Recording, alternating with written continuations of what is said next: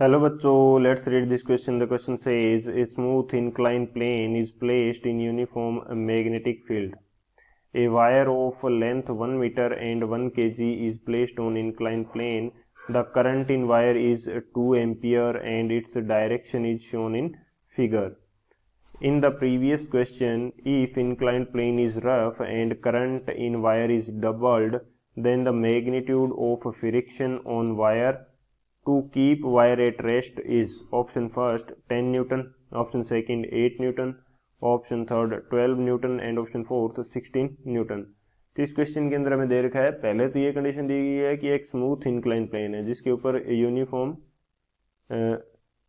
जिसको uniform magnetic field के अंदर रखा गया है. एक वायर है जिसकी लेंथ 1 मीटर है एंड मास इसका क्या दे रखा है 1 kg दे रखा है. इसको इंक्लाइन प्लेन के ऊपर रखा गया है. इसके अंदर करंट हो रहा है 2 ampere flow.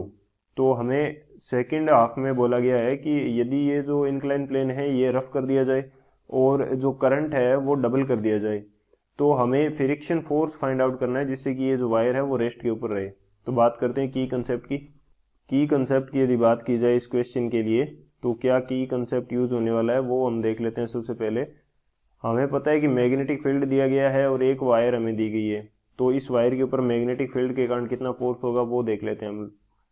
force on wire due to magnetic field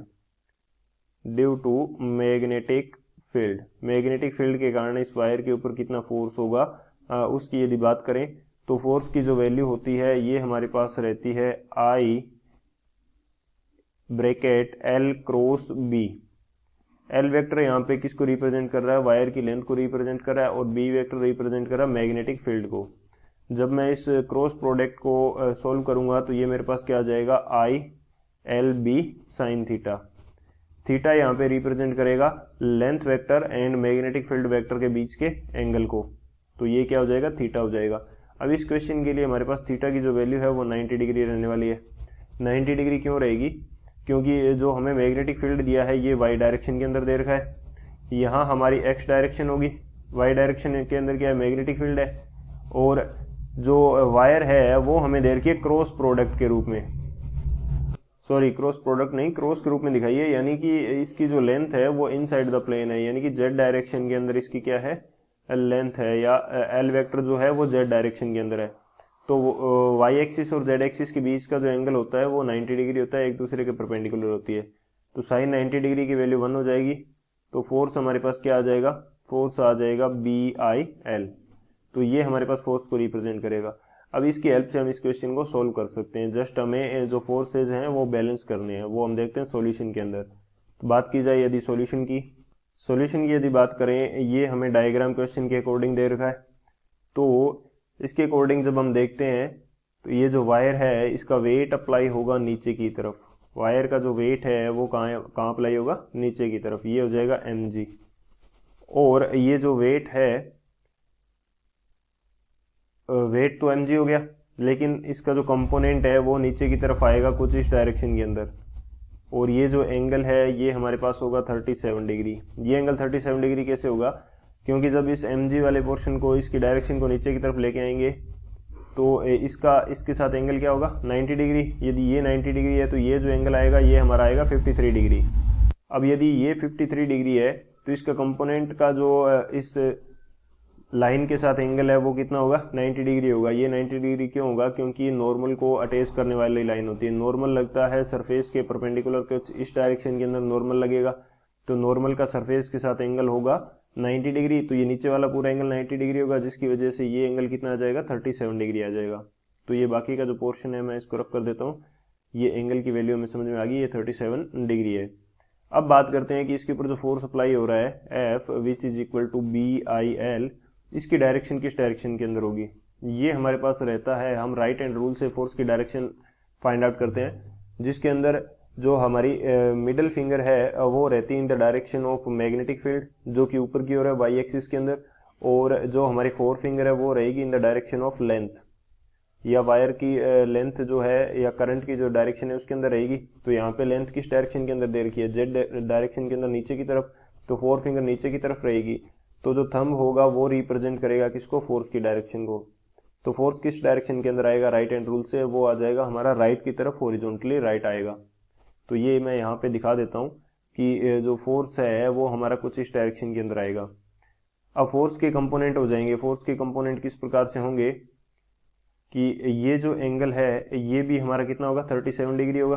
तो फोर्स के कंपोनेंट हो जाएंगे, ये कंपोनेंट हो जाएगा एफ कोस 37 डिग्री, और mg के कंपोनेंट हो जाएंगे हमारे पास। mg के कंपोनेंट क्या होंगे, इस डायरेक्शन के अंदर mg का आ जाएगा mg कोस थीटा, यानी कि mg कोस 37 डिग्री, और नीचे की डायरेक्शन के अंदर हमारे पास आ जाएगा mg साइन 37 डिग्री। ये कंडीशन हमारे पास रहेगी। अब हमें बोला गया है कि ये जो प्लेन है वो रफ है, तो रफ प्लेन है, तो हमें फाइंड आउट करना है कि फ्रिक्शन फोर्स कितना होगा ताकि ये मूव नहीं करे। अब हम देखते हैं कि एफ कोस 37 डिग्री जो है इसकी वैल्यू कितनी है। पहले तो हमें ये देखना पड़ेगा कि ये किस डायरेक्शन के अंदर मूव करेगा। तो एफ कोस 37 डिग्री इसकी वैल्यू कितनी आएगी, एफ की वैल्यू है हमारे पास B I L into cos 37 degree. तो बी की वैल्यू हमें दे रखी है 5 टेस्ला, आई की वैल्यू हमें बोलेगी है कि डबल कर दी, आई की वैल्यू डबल कर देंगे यानी कि 4 एम्पियर कर दी। लेंथ की वैल्यू उतनी है यानी कि 1 मीटर है, और कोस 37 डिग्री यानी कि 37 डिग्री, कोस 37 डिग्री की वैल्यू होती है 0.8। तो ये हमारे पास आ जाएगा 16 न्यूटन। ये कितना आ जाएगा, 16 न्यूटन। और नीचे की तरफ है हमारे पास mg साइन 37 डिग्री। तो mg साइन 37 डिग्री की वैल्यू क्या होगी, m की वैल्यू हमें दे रखी है 1, g की वैल्यू होती है 10 मीटर पर सेकेंड स्क्वायर, और साइन 37 डिग्री की जो वैल्यू होती है वो होती है 0.6। तो ये कितना आ जाएगा, 6 न्यूटन। यानी कि ऊपर की तरफ है हमारे पास 16 न्यूटन, नीचे की तरफ है 6 न्यूटन। ऊपर कितना है 16, नीचे की तरफ हमारे पास है 6 न्यूटन। तो जो बॉडी है वो वायर है वो मूव करेगी ऊपर की तरफ, तो फ्रिक्शन फोर्स कहाँ लगेगा, नीचे की तरफ लगेगा। तो यदि वायर मूव ना करे तो हमारे पास 6 न्यूटन प्लस फ्रिक्शन फोर्स जो है वो इक्वल होना चाहिए 16 न्यूटन के। तो फ्रिक्शन फोर्स की वैल्यू कितनी आएगी, 16 minus 6 which is equal to 10 newton. तो 10 न्यूटन का यदि फ्रिक्शन फोर्स होगा तो वायर मूव नहीं करेगी। तो कौन सा ऑप्शन करेक्ट होगा हमारे पास वो देख लेते हैं। जो ऑप्शन ए है हमारा 10 न्यूटन वो करेक्ट हो जाएगा। So option A is the final answer.